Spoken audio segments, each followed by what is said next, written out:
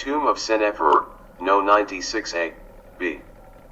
The tomb of Sennefer, who ruled over southern city, Thebes during King Amenhotep II's reign, was one of the tombs that departed from the standard design.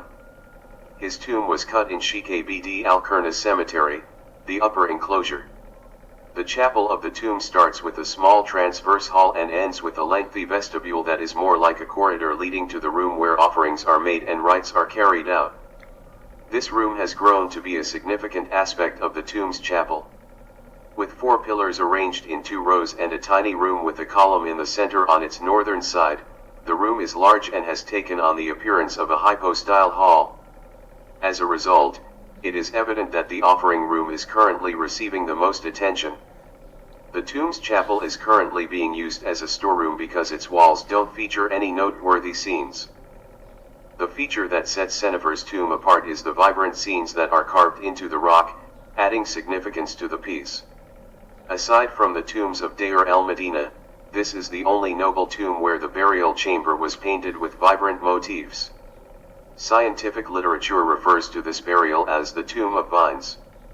The grapevine scenes on the ceiling are what gave rise to the name, particularly since the burial chamber's carvings were irregular and uneven, giving the grapevines the appearance of being real by nature and had sense of reality.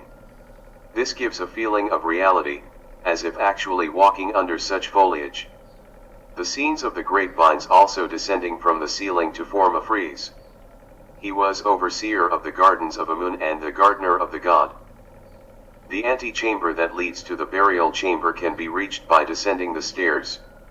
Sennefer is seated on the right side of the interior, with his daughter Mut-Yi, whose name has been destroyed, in front of him and 10 funeral furniture carriers arranged in 2 rows behind her.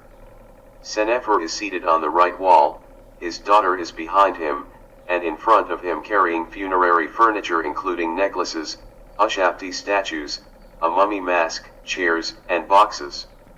Scenes of Sennefer worshipping with his wife, Sennefer, can be seen on both sides of the entryway leading to the burial chamber. The scene on the right was damaged. On the interior's left are the remnants of a scene featuring 2 rows of bearers of funerary furnishings. Entering the burial chamber, we see 2 black-colored, facing images of the god Anubis lying atop his shrine immediately above the entrance. To the left of the entrance, we see a scene depicting Sennefer and his wife Marit entering the chamber, followed by another of them sitting side by side on the same wall.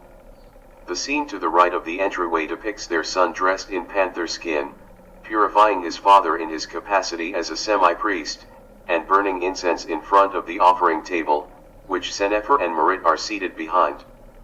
Next, we witness a scene in which Sennefer and his wife worship Osiris and Anubis. The scenes on the rear wall depict the traditional pilgrimage to Abydos, which is considered a sacred journey. Sennefer and his wife are residing in a cabin on a boat in the top register, which is being towed by a huge vessel.